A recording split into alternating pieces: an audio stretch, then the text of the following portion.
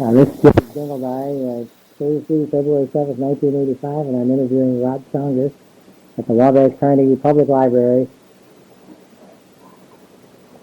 Rod, we just talked through here, and first of all, give me a little bit about your background and tell me who your parents were and what they did, and brothers and sisters and stuff like that, and just a little family background, because this is also, people use this for genealogy, surprisingly enough. Okay. I am Rod Songer, 39 years of age. I was born October 22nd, 1945. My parents are Hardy and Evelyn Songer, now residing in Logansport, Indiana. I have an older brother, 42 years of age, lives in Jacksonville, Florida. I have a sister, 35 years of age, who lives in Logansport, Indiana at the present time. I have lived in several locations in Indiana. I moved to Wabash in 1962, my junior year in high school, so I completed my last 2 years of high school at Wabash. I graduated from Wabash High School and applied and was accepted at Manchester College. My intentions were to go into elementary education, which I did, and I am still in elementary education. I'm principal at Miami Elementary School. I have been with the Wabash school system for 12 years. Who were your grandparents on your mother's side and on your father's side, and their names? What's their background? My grandfather on my father's side was Hardy R. Songer Sr., and my grandmother was Vera Songer.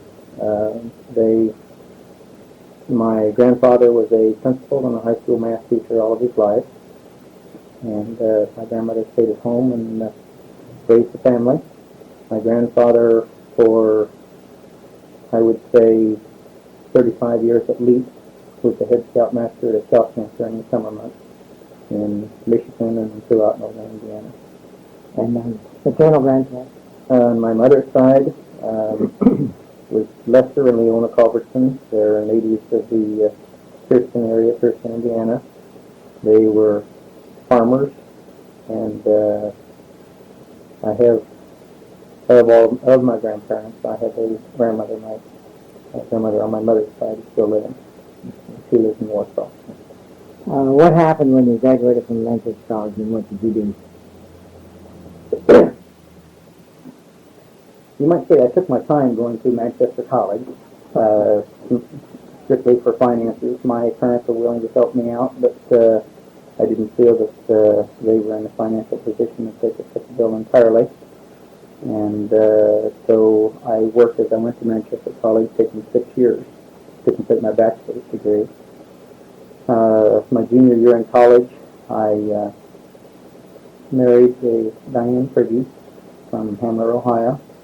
And in 1969, July 3rd, 1969, daughter Tina was born, the only child I had.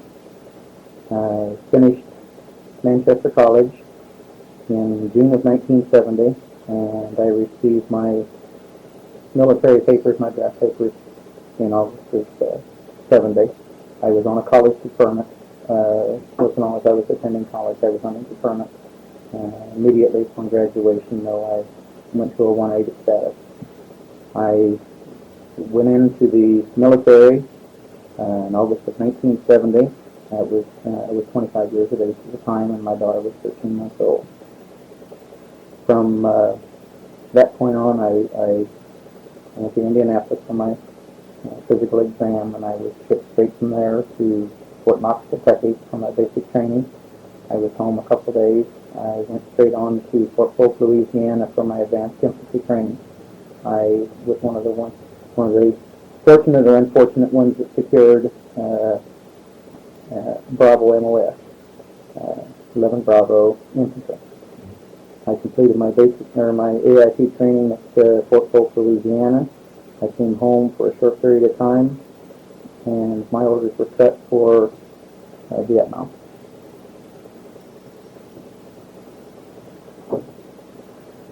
So, anything unusual happened in the training? Was it standard infantry training, or Were they preparing you for Vietnam, or you really didn't know where you were going, or what was the situation?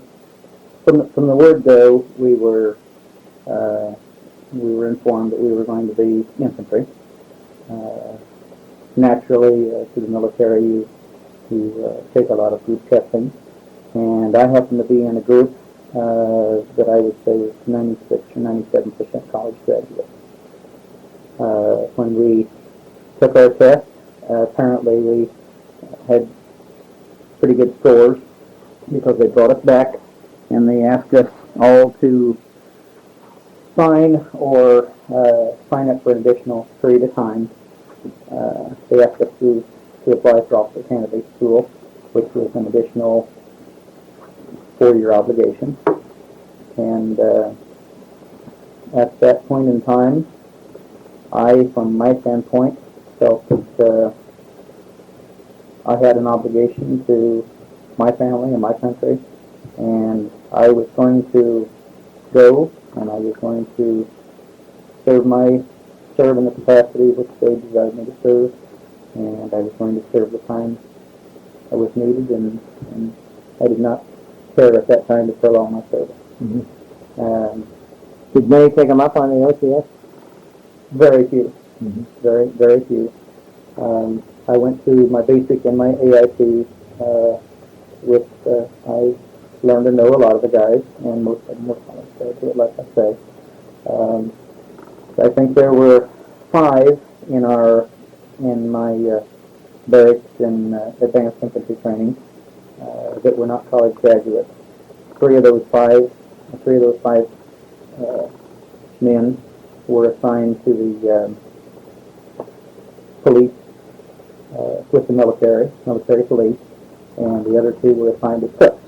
Those were the non-college graduates. Yeah. But 100% of the college graduates that were in my company were receiving papers for Vietnam. Mm-hmm. At the time when we were in Fort Polk, Louisiana, we were not certain whether we were going to be going to Vietnam, or some papers had been set, I guess preliminary papers had been set, we were going to the Middle East.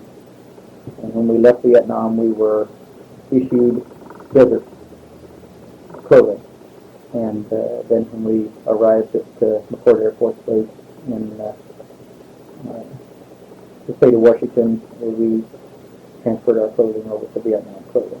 Mm-hmm. When I went to Vietnam, what transportation did you go with? Explain the plane or the situation that you went on there. Military air charter planes. It was full. No vacant seats. I wonder why. I don't know if there's anybody that was on standby or not. It was a full flight. We left in the evening, and I don't recall the date. It was a few days after Christmas. What year? This was 1971. 71. Okay. I went. Well, I guess it was right after the New Year. Mm-hmm. 1971, and we left from McCord Air Force Base. We flew to Honolulu, Hawaii. We disembarked the plane while they were refueling. We flew into Anderson Air Force Base, Philippines, and then I flight over to Cam Ranh Bay, Vietnam. We stayed in holding for 3 days at Cam Ranh Bay while they processed papers. We were receiving papers to go to the 101st Airborne Division, 501st Infantry, stationed in Subai, north of Da Nang.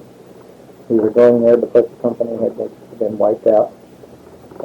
We left Cam Ranh Bay after 3 days, and we went to Camp Evans, which is in the very northern sector of Vietnam, right close to the DMZ. We were there for 4 days of training, basically learning to repel from helicopters. And then we were shipped directly from there straight to a fire support base and to the field from there. My first experience on a fire support base was on what they called Fire Base Brick. I think most of the fire bases were named after a lot of the fire bases during World War II. for a lot of the major wars during World War II. What did brick, what was that significant? What was the significance of calling it brick? I wonder. I really couldn't tell you. I really couldn't. It's unusual. There was another support base, I think, during World War II. Most of the names, like I said, came from World War II support bases. From an emotional standpoint, I had to talk to myself a lot, and I basically made myself a commitment that if I was to come home, there were certain things I needed to do, and it was not in me and my lifestyle and personality to do the things I was required to do, but I felt I had an obligation, and I was going to fulfill that obligation, and I basically just separated myself and my feelings and tried to replace those in my body with the feelings I felt necessary in order for me to return home alive. Survival. That's what it amounted to. My first experience in the field came 2 days later when a group of 13 of us were selected.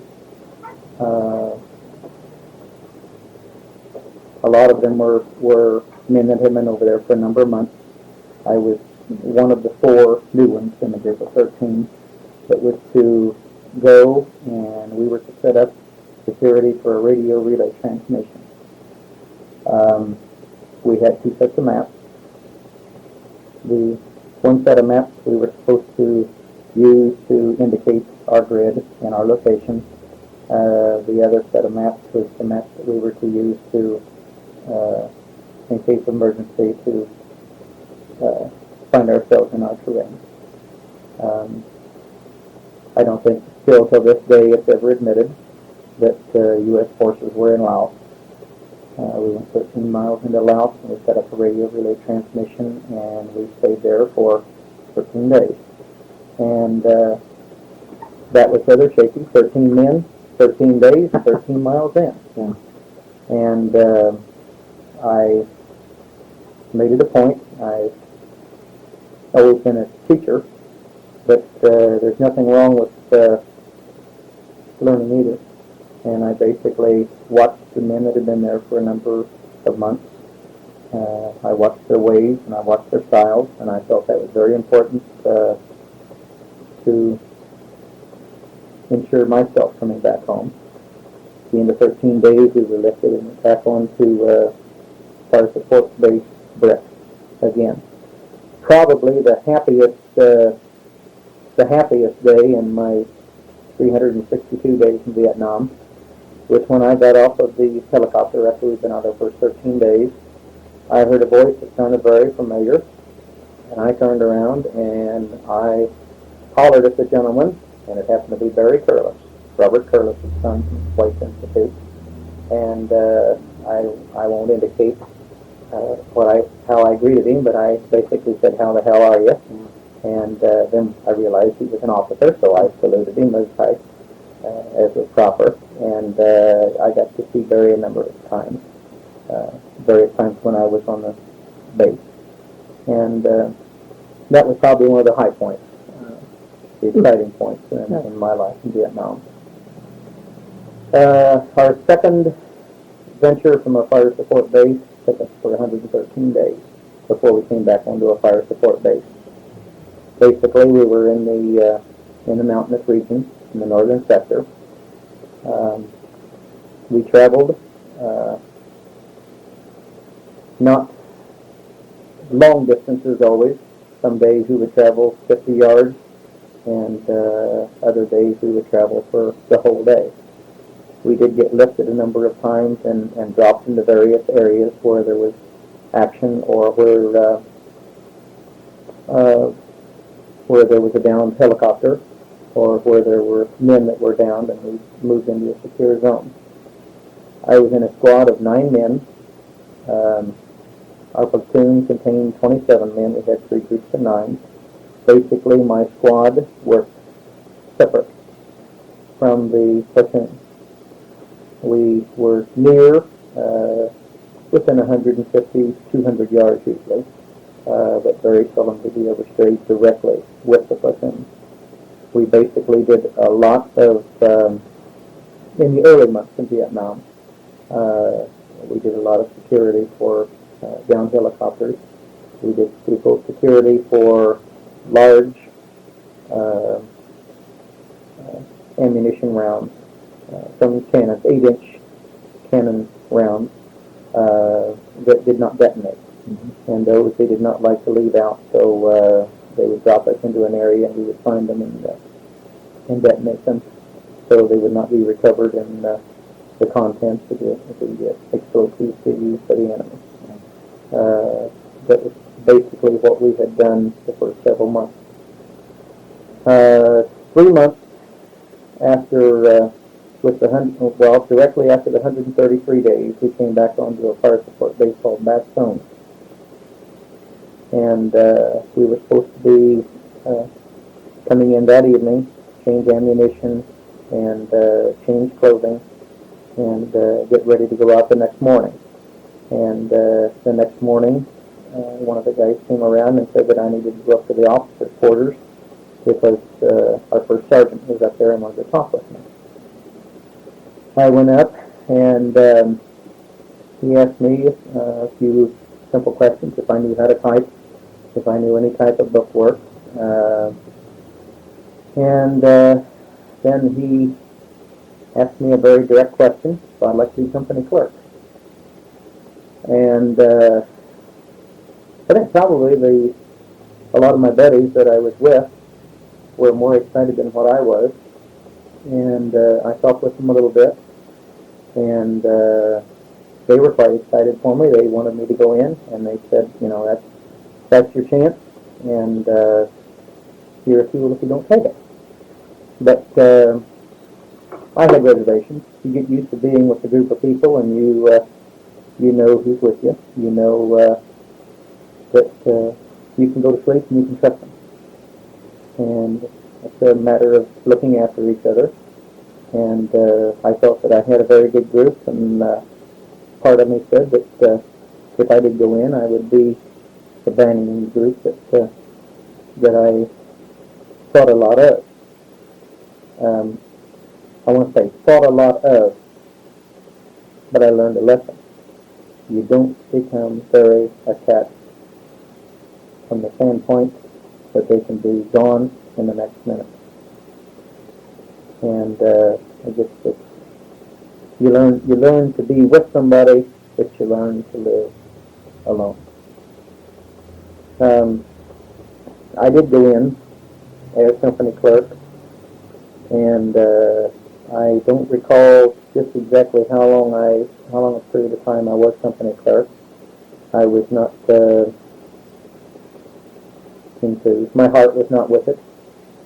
The duties and the obligations in the battalion area, and I was one of very few white individuals in the battalion area.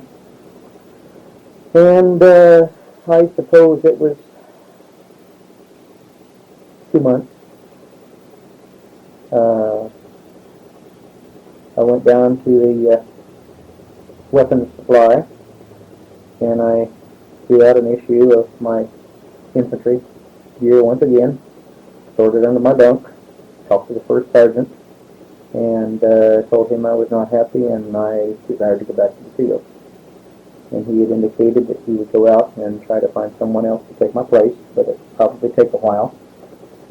And when, I guess 2 days later, our platoon and basically our whole company was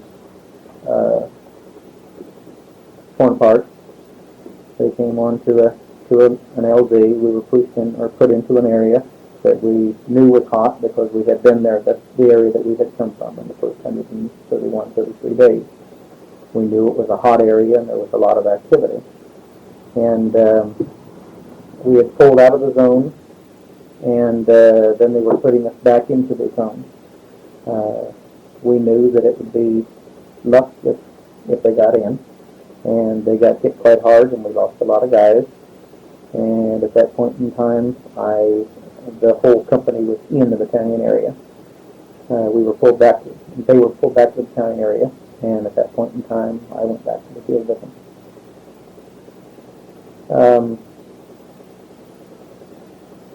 What was the regiment and the company? What were the numbers? I was with the 501st Infantry Division, Alpha Company of the 101st Airborne Division. They were stationed in Cuba. But the rest of them had airborne training, and you were No, none of our group that went over in the plane load, none of our group was airborne qualified. That's why they sent us to Camp Evans. We were not airborne qualified, we were air mobile, what they considered air mobile, because all of our transportation was in helicopters. Yeah. And that was in an emergency situation, and when they dropped us into some areas, we had to repel from the helicopter because it couldn't land. So we were air mobile more than we were airborne. You talk about an LZ. What would you describe an LZ? An LZ is an open area. LZ stands for landing zone. Landing zones, we usually cut our own landing zones when helicopters came in for us, or else to take us out, or else when we moved in. We build our own landing zones to pull us out. But a lot of times when we get put into places like where we were hit, it's already a pre-established landing zone, and oftentimes in a landing zone there will be explosives on tripwires, and it gives the enemy an opportunity, if they know that if they're going to be moving back into a landing zone, they usually set up a perimeter around it, and they usually let the first one or two birds hit the ground and drop off their people, and usually on the third bird is when they open up, and it leaves a few people on the ground, but they usually can almost be guaranteed that they're going to get one helicopter and 5 men on the initial charge if they do happen to hit the helicopter. Mm-hmm. And the whole time I was in the field, I preferred to walk point, first man in line, and I guess I have a confidence in myself. I lived in my parents thought they had to drag me home because I lived in the woods all the time, and I feel I have a very, very good knowledge of the woods, and I have keen eyes for seeing things. And I had always been told that if you were walking in an area, usually they would wait and go for about the third or fourth person, because that was usually an officer. And I had a pretty good record my first 133 days at walking point, and when I went back to the field, they had a point man, and we sat down, and I said that I prefer to walk point again. So I walked point the whole time that I was in the bush. First man, sometimes it was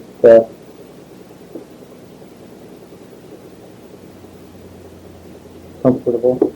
I guess I never did. You never feel relaxed when you're first in line. I felt a responsibility to those behind me, and I was fortunate enough to detect most signs. One instance, I guess another highlight, I guess.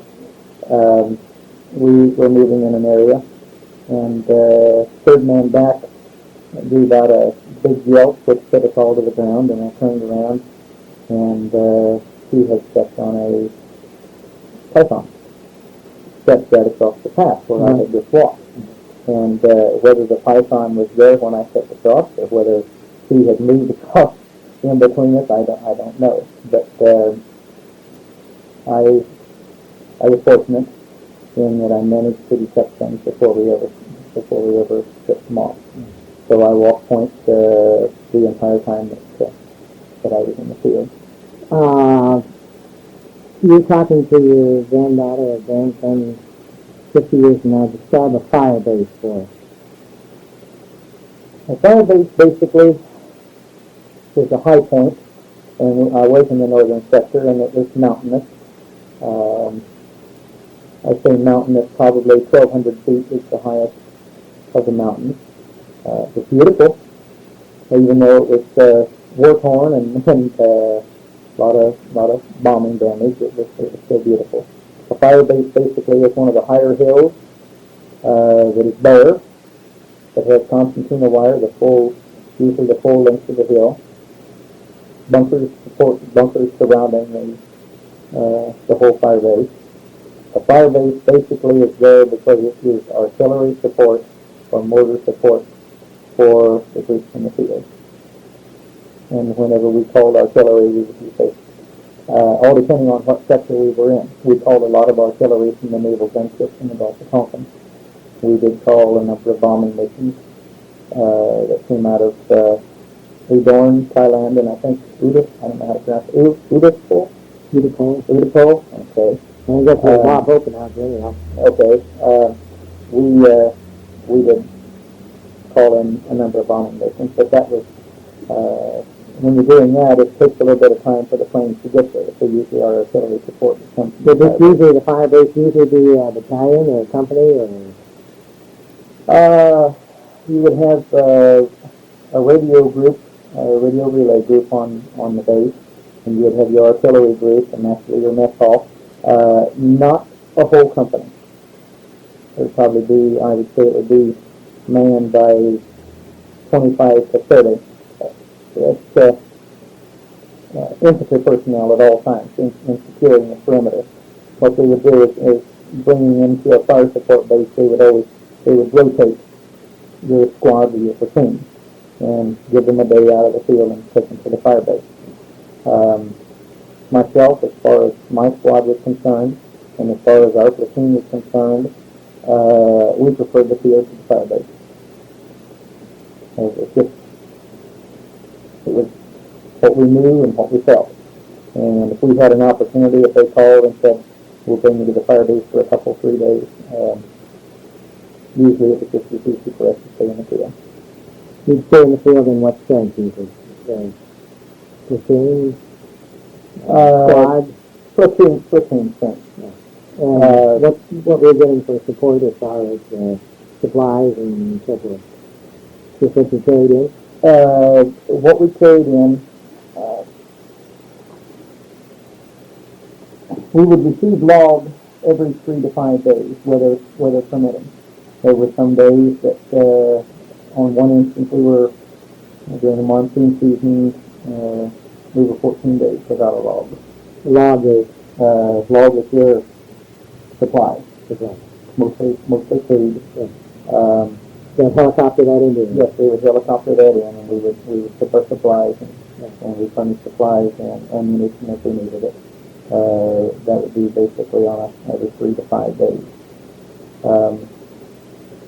Our water, whenever possible, we would get from mountain streams because it was far better tasting than the water that they would send from the battalion areas.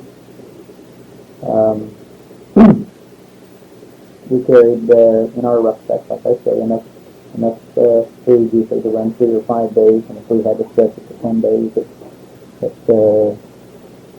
we could do it. Usually 8 to 12 quarts of water, 400 rounds or 250 rounds of ammunition, which you always carried to your machine gunner. You carried a claymore, which was an explosive device, 6 flares, pound of composition bead, an explosive, if we needed to detonate anything, or we usually carried more explosives than that because we detonated dead rounds of ammunition. Ammunition-wise, the first 130 out, I carried a M16, and the second time out, I carried an M16 with an M203 grenade launcher attached. So I carried 40 grenade rounds in a vest. I carried 20 rounds, 20 clip magazines of ammunition. Plus, I usually carried a couple hundred rounds of ammunition in the bottom of my rucksack. The full load was about 100 pounds. As I understand, then the helicopters would take you from the fire base and drop you into an area, and Drop us into an area, and then you we try to would work in secure that and find area. out what was going on with radio contact back to the base. Right. Were you following roads, or were you cross country, or were you going through villages? Or No, only on 2 occasions did we ever go through a village. That was a village that was set up in the northern sector, with a village for Cambodian refugees. They call them the Mountain Yaw, and that's the only village that we were ever near. Basically, it was up in the mountainous region, no roads. We did not travel used paths. Usually we cut our own paths, and we did secure paths. I don't think, I don't feel that a lot of people really understand what you were doing and how you accomplished it. I mean, basically you're moving toward an objective and many fire bases, or how did it work? I'm sure you just weren't going from hill to hill. Basically, if you don't understand what we were doing, that's a question that I asked myself daily as I was over there. What are we doing and where are we going? Yeah.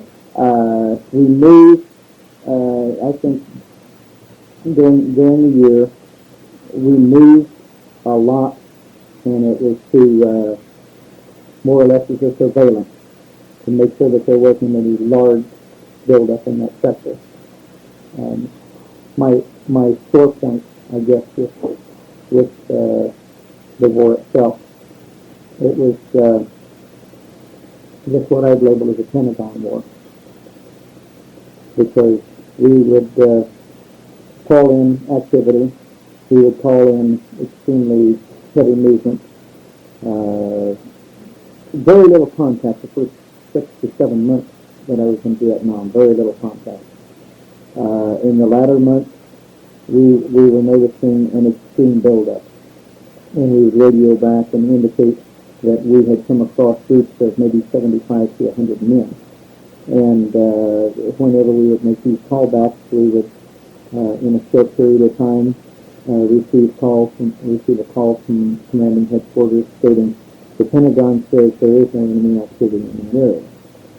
And it became very frustrating that as long as the Pentagon says it, that's the fact. Because we knew that there was movement there, and we knew that there was a lot of activity.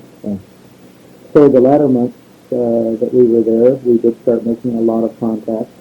We got hit extremely hard one time, and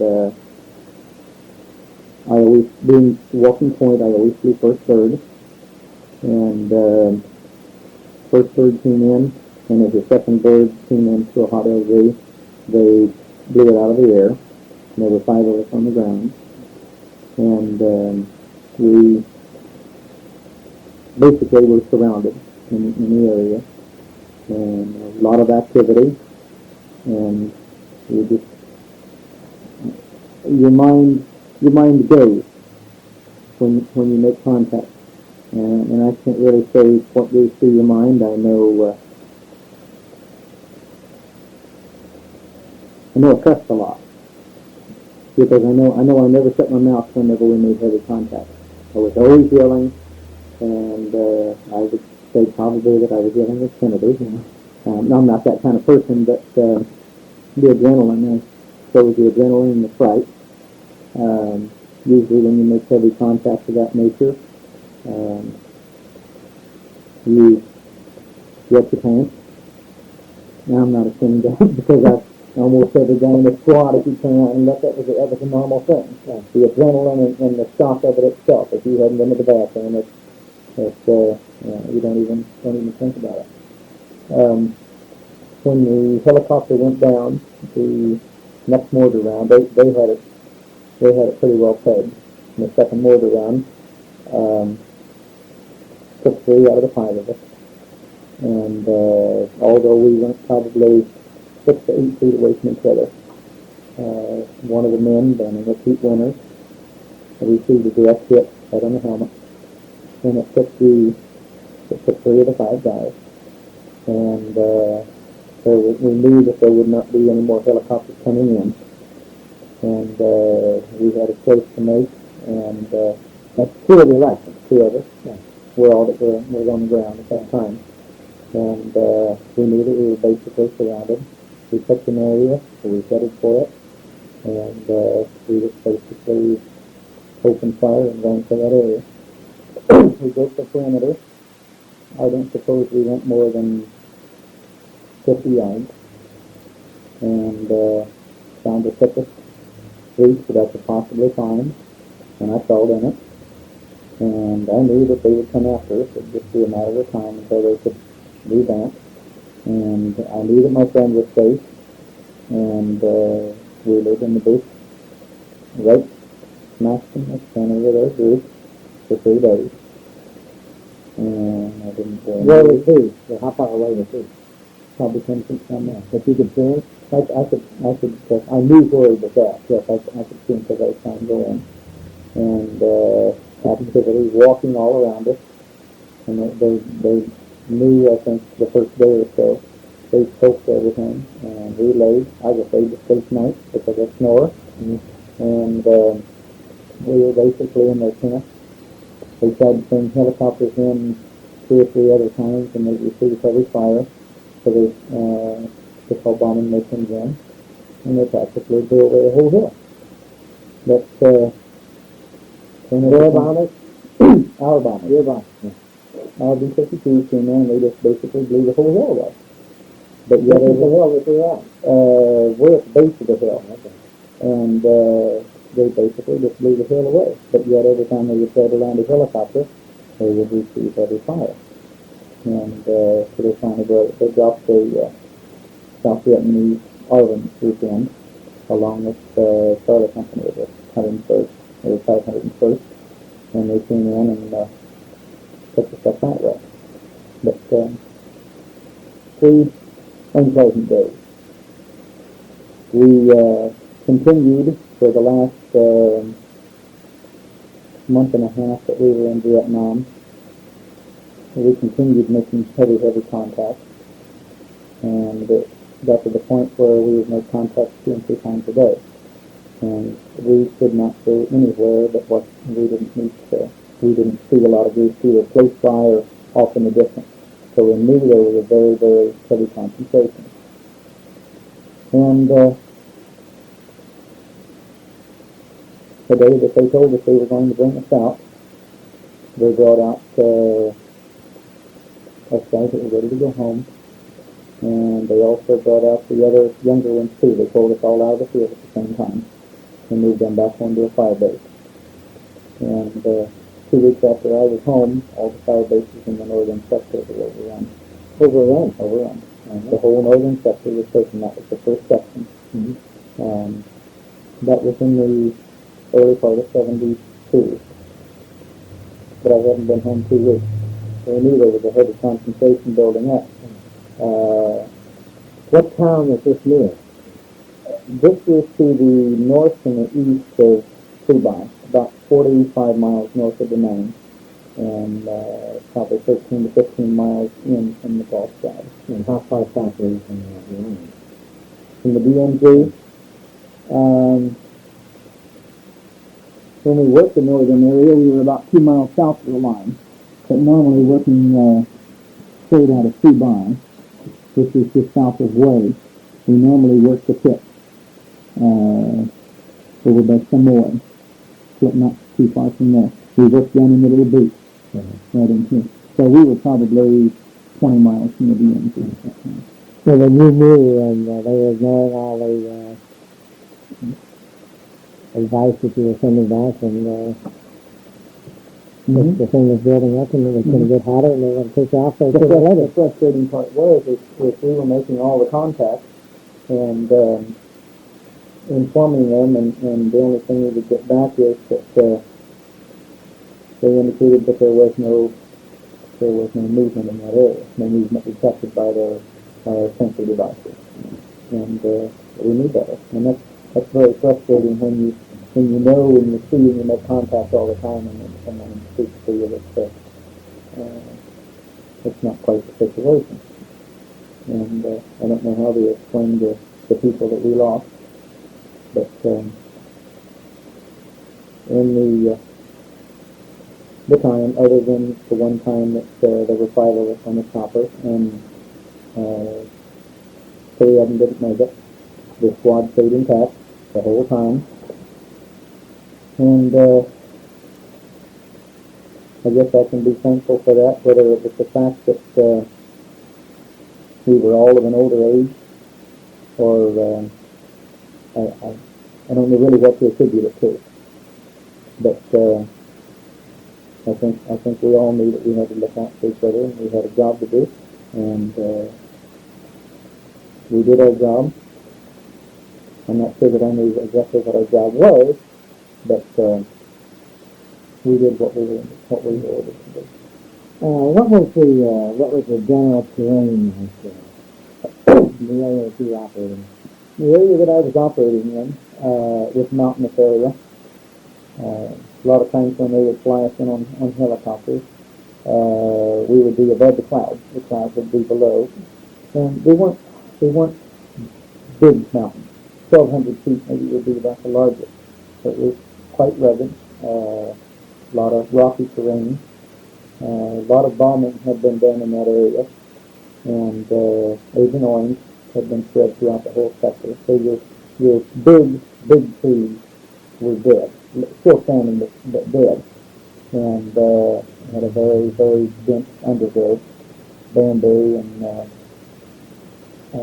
the type of jungle vegetation, banana trees, just typical jungle growth, quite thick.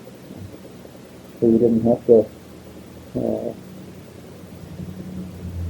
That's part of the reason we didn't go far in any one day, because it was so thick. Because after they had bombed this area so many times, then it's just a second undergrowth, and then it was even much thicker. Did Agent Orange, did you come in contact with that much at all? I was not aware. Any of the time that I was over there, we did not come across any areas where there was foliage that was dying at that particular time. Most in the northern sector there had already been sprayed the year before. It was in 1970 when they sprayed in the northern sector. So, did the Vietcong have a mortar or fire base? they would send rockets in on occasion. Not too frequently though, because with all of the artillery and all of the firepower on a fire base, it's not something they really wanted to mess with. What they would rather do is, if they had the opportunity, would be to get down closer to the main and run just fire mortar rounds sporadically wherever they could into that area. Did they ever try to infiltrate the fire base? What we called sappers. There was only one occasion where we ever ran across anyone trying to come onto the fire base, and it was a man and a woman, and they called them sapper teams, and that's how they worked. And it was basically your life's on the line, and you go and do what you can. And that's the only time that we ever had any groups to infiltrate the fire base while we were there. 2 weeks after, they came on in force. They took the whole fire base, the cannons and all, everything that was left on the fire base. We must have had a hell of a force to do it. If they could tell over a fire base and strategically located here. Well, this was less than a week after we moved all the American CIs off the fire bases and turned it over to the South Vietnamese Army. This is scary. How about, were you conscious any time of protesting this? Either while you were training, some have told me that they would meet people in town and try to convince you to go to Canada. And were you conscious of that at all? I was aware. I was attending a college. It was basically brethren, and that is, I would say, possibly much more so than other universities, opposed to war, and A number of my professors were conscientious objectors. They would indicate in class a lot of times how foolish it was. There were many and numerous demonstrations. Basically, I am one that, regardless of what a person's feelings are, I think anybody needs to be able to express themselves. I have to live with myself. I knew what I was going to do. I made my decision. I'm not ashamed of my decision.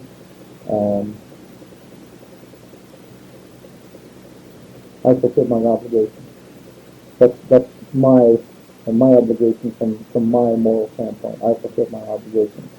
I'm not going to say that I am ashamed of what I did. I'm not ashamed of what I did. It's not something that this conversation much so, because the Vietnam conflict was a very controversial conflict, and there are still a lot of people, even the younger people nowadays, they speak very hostily towards the Vietnam conflict, even though they were probably second or third graders at the time, or even if they were born at that time. They speak very hostily of the Vietnamese conflict. And if anyone asks me, I would say, if they ask if I was in the military, my answer is a straight yes. I served 2 years in the Army, and I live there. It's a part of my life that I suppose it had an effect and still has an effect on my life. I'm not going to blame the Vietnam conflict for what happened in the last 13 years of my life. I knew when I came back, I had concerns, I had reservations. I know I was hard to live with for a while when I came back. The adjustment wasn't easy. I had been away from a wife that I had only been married a few years, and a daughter that was 13 months when I left, and I was coming back, and it wasn't easy for a number of months. There was frustration. I was a college graduate. I was starting a job that involved contact with a lot of individuals, and that was a job that was kind of difficult to go into after I had been 1 year, and basically had to be my own person and live within myself for a year. And it wasn't easy to make that move. My wife was very interested as soon as I got home in having another child. There was uncertainty in my mind. Not as to whether or not I wanted another child, but I needed some time to get back on my feet. And I felt like I needed a year. And we had some good times and we had some real rough times. And it was a number of years later that I did get a divorce. And like I say, I don't look back. I don't have to blame anyone for the course of my life. But I'm sure that I'm sure that Vietnam had some part in it. How about blacks? When we left World War II, the blacks, it was particularly white man's war, so to speak, because the blacks were in their areas and had their own infantry division and I never found blacks in. Clearly the whole thing is different now, and what's the relationship and what happens. There's a young man coming out of an all-white community and going into people with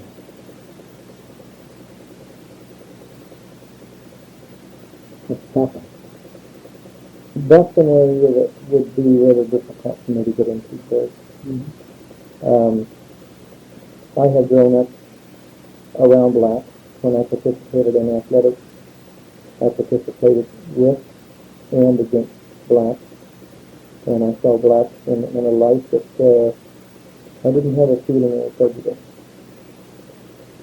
When I went to the military, even at 26 years of age, I had my eyes open.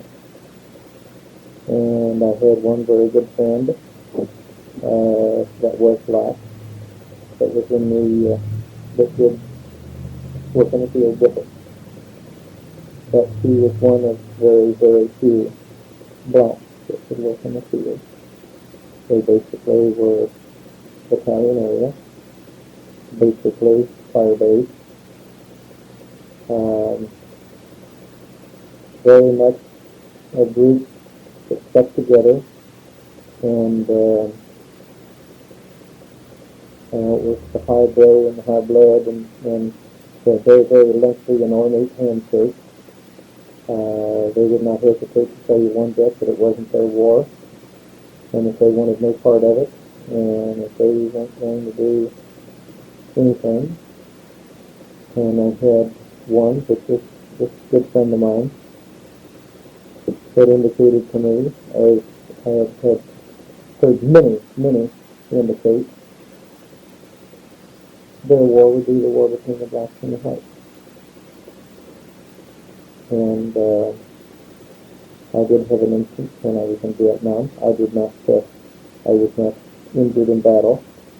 I was plenty of steel here and there, which I pulled out myself, there was no problem. Got my squad onto a fire base at dark one night because we had made contact about dark. There were 9 of us and a great deal of them. They pulled us onto a fire base late that night. And my squad was assigned bunker duty. Me being an E5 sergeant, my squad, I was supposed to be sergeant on duty, and I was supposed to check the bunkers. I had an unfortunate incident where I walked into a bunker of a number that were involved with dope, and I made a mistake, and I turned my back, and I received 52 stitches in my neck, and on the back of my neck for turning my back, because the thought was that I was going to tell on them, but I didn't need to tell on them. I figured they'd show themselves sooner or later. And so I wear 53 stitches. And I have friends that are black that are good friends.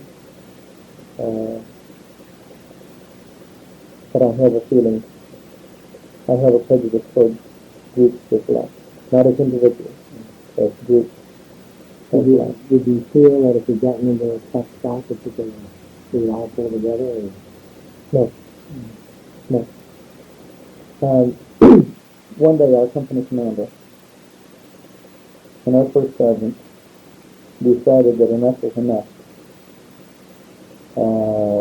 And they had a number of them. There were 23 in the battalion area that were infantry that had never been to the field. It came to a call every morning, but they stepped past and we didn't see them the rest of the day or the rest of the night. 2:30 in the morning, the company commander and the first sergeant went down to their barracks. Ralph set them out. They were confined. They were issued field gear, and the next morning at daylight they were on the helicopter pad. And we sent them out to the field. And they assigned a certain amount of them to each squad. Within 5 days, those personnel were not in the base. Because from my standpoint and my squad, the individuals that sent to my squad could not be trusted. They did not stay awake on guard duty. They really didn't care about guard duty. One of the 2 that I had, cold turkey, and I'm not saying that this couldn't be whites as well, Chris. I'm not saying that this couldn't be whites as well. But I had one in the break, and the most miserable thing that you can have is somebody that's cold turkey, and we exposed the whole group. And that's a very dangerous and a very threatening situation to the rest of our lives. And the next day we received our log, If you are male on the helicopter, and if you are turned on the helicopter. And they went back to the battalion area, and the request was that we would prefer to be on 9. How the hell did they maintain discipline? I mean, what was the step of the discipline coming down from the officers to the infantrymen and on down to the fire? Our discipline in the field as to why we did what we were ordered to do. Or any discipline, you know, I mean, how could they establish any discipline if we've got this situation going on at sometimes and people not wanting to be there and it's odd now that you look back. Mm-hmm. How did you maintain discipline with 500,000 men in Vietnam and the whole thing blowing up in our face and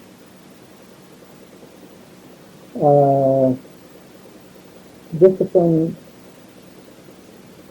was more a problem, I would say, in the battalion areas than in the field. Mm-hmm. We maintained basically our own discipline when we were in the field. In the battalion areas, yes, we heard of a lot of instances. I heard of an instance where an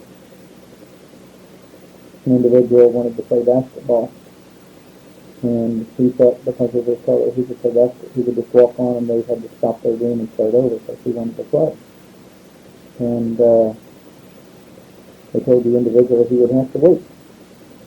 And the individual walked over to his bed and level 10 of him on the basketball court. There were instances of that. There were a few instances of stabbing.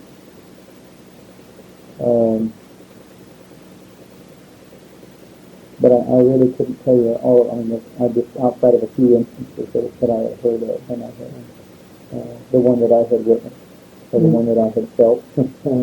You touched on one situation that I can mention also, and that is drugs. I talked to the early ones in Vietnam, and drugs weren't a problem, obviously, but must have been a hell of a problem by the time we got down to the environment. I think the longer the war went on, I think the more dependent the Vietnamese became upon the U.S. military men. And I think they catered to the U.S. military man. They learned the ways of the U.S. military man. And they knew that there were certain things that they were opinion. First, you could buy almost anything you wanted for Salem cigarettes because that was the Vietnamese favorite. And you could secure favors from ladies for a very little price if you were in the battalion area, if you were in the battalion area. And when it was, when drugs were becoming used more and more, the Vietnamese realized this, and they had very free access to drugs. Most of the drugs, I would say, would be handled by smaller children. The few times, I think the 3 times total in the year that I was ever in the battalion area, you couldn't walk to the PFC, you couldn't walk anywhere, but what they were all over you, want to buy drugs, they want to buy women. And this was they learned that this could be their livelihood. And whether they were really drugs or not, I couldn't tell you. I know there were individuals that did take the drugs when they were there. I saw drugs in cans, whether it was a drug or whether it was powdered sugar or something that came across. But I guess if an individual knows drugs and using drugs, I guess they know what they're getting. The men in using it, do you think? In the battalion area, this is a severe problem. Because when we came back to the States, you were put into a holding area, and you had to pass a physical examination. You had to take blood tests, urine specimen, and if there were any traces of drugs in your system, you were detained. You did not you did not leave Vietnam. And we flew out of Da Nang when we left Vietnam. Or we left Da Nang and went down to Cam Ranh. But there was a huge holding area, and to me there seemed to be a huge number of men that were being held because of drugs. Now, just how many men there were up around the Da Nang area, how many units there were up there, I really couldn't tell you. But it seemed to me to be a great amount. Did you take any R&R?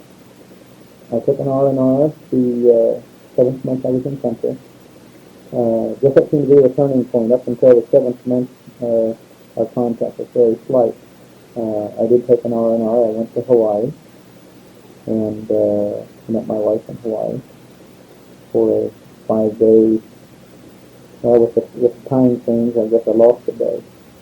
That's 5 days. That's 5 days or 4 days. I took an R&R, and when I went back to country, I got back up north. Of course, if you're an infantryman, anywhere you want to go in Vietnam, that's all you have to do is you go to a helicopter pad and you say, I'm stationed here, I need transportation. And if there's any bird in the area that's heading north or heading into that area, they'll take you. So You got back to your unit and I got the same day I arrived in country, I got a helicopter ride north to Da Nang, and I went straight into the battalion area, picked up my rucksack, and I was back out with the group that evening. Or later on that afternoon, because that was a log day. Mm. So I went straight back out.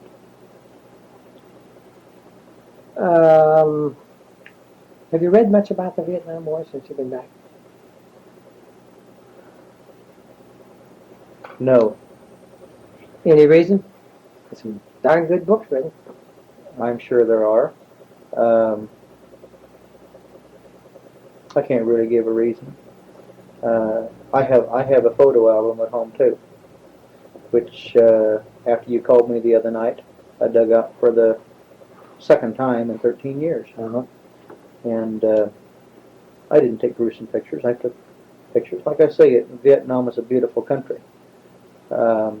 I look at my pictures, and it creates some feelings. And I guess Vietnam to me, is something that's it's there. It's in my mind, and I never dreamed like this that anyone would ask me about it. To me, it's something I did. It's in the past. I think if I had it to, not that if I had it to do over again,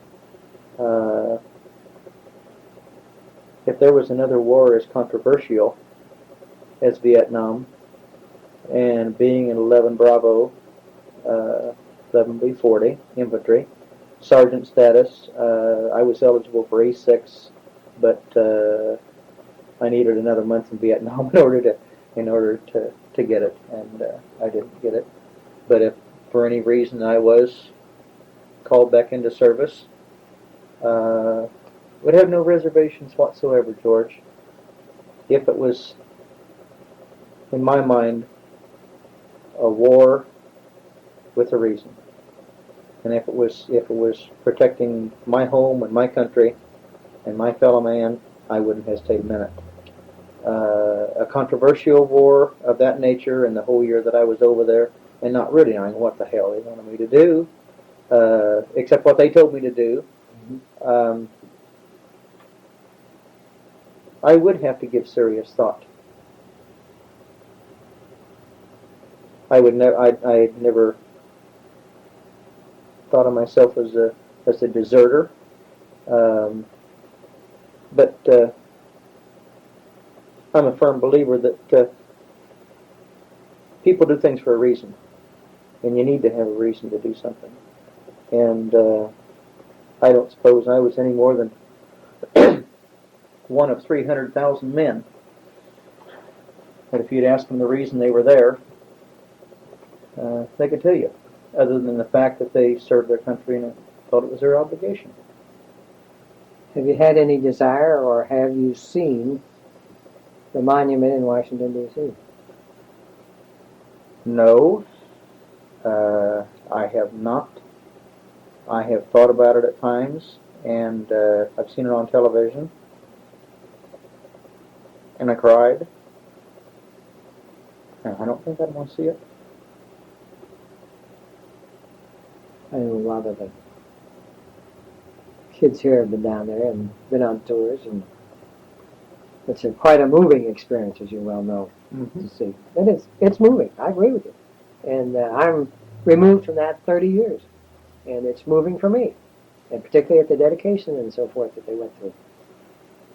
I was reading on Phil Caputo's book on Vietnam, who was the correspondent for Chicago Tribune, and Phil says that after he was out, about a year or so, he had a very strong nostalgia for war and what went on.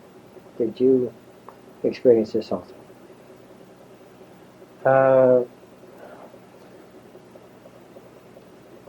Would you do me a favor? Yes. Rephrase the question and substitute a word for nostalgia. Substitute a word for nostalgia. Okay.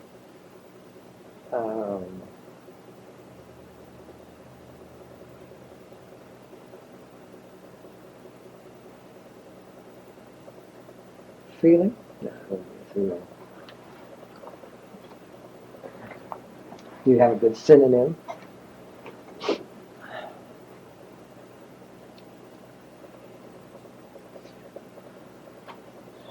Your thoughts are always with you. They never leave you. The first year home for me was extremely difficult.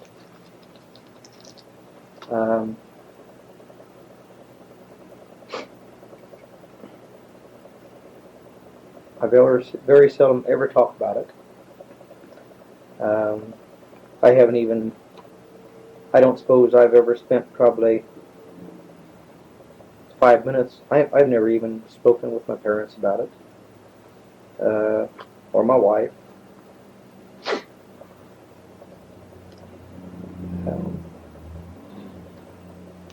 Or another GI. It's I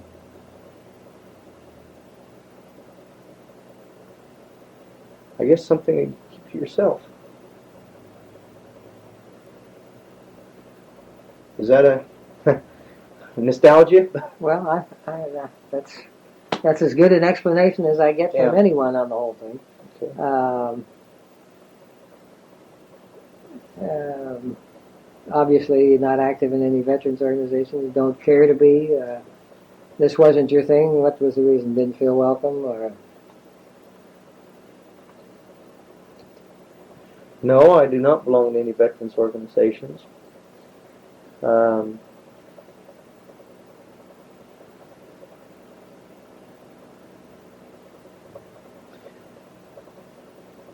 I have never looked or even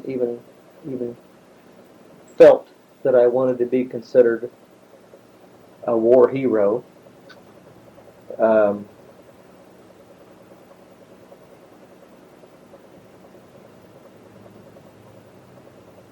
But I don't want to be called a son of a bitch either.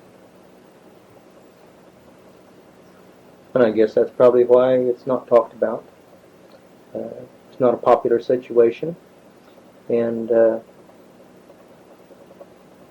I'm satisfied in my mind that I did the right thing. And I'm the only one that I have to satisfy. True. Did you, by any chance, the other night happen to be watching educational television when the Minneapolis television crew went to Vietnam? It's 10 years since we pulled out, you know. They went to Vietnam, and photographed the places where many of the battles took place and what's there today. And they also visited with some of the families that have Eurasian children and so forth, and the problems that has been created and so forth. Excellent. It was an excellent documentary of what is going on in Vietnam today. And they had the Minister of Defense who spoke very good English. And I had to laugh because he's wearing a pair of fatigues, one of ours. And he said that since the United States was so anxious to get over there and blow the place apart, that he'd appreciate it if they come over there with some reparations on it. What's your feeling on that?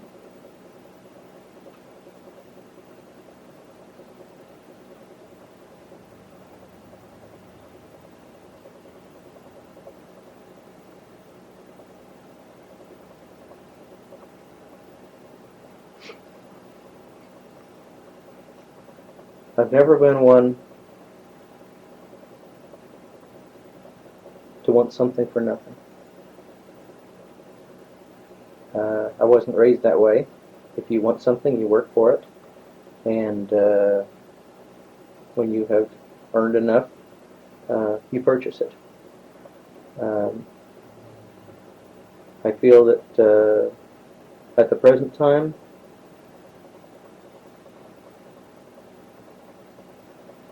we don't need to go over and build condominiums and give Vietnam a life of luxury for what was happening over there.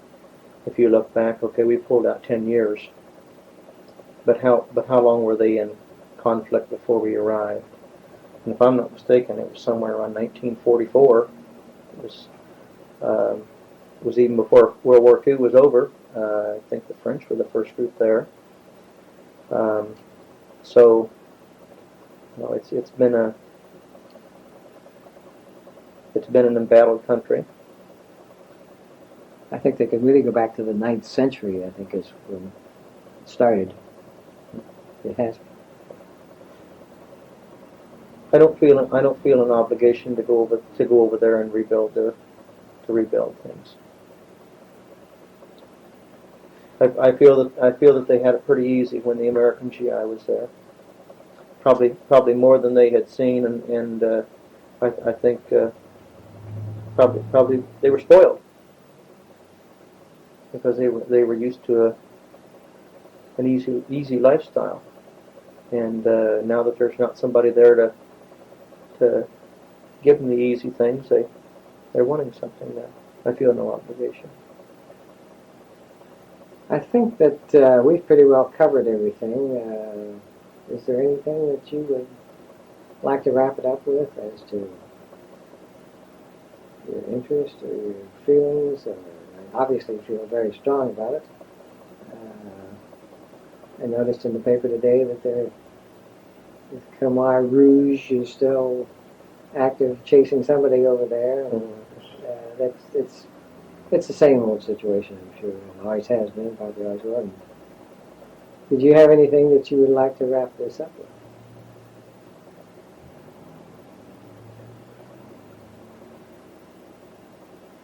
I'd indicated that I didn't really have a desire to go to Washington, D.C. to see the wall, mainly because the names that I would see. Mm-hmm. But I think if I had an opportunity, 20 years from now or whenever, and if it wasn't a war-torn country,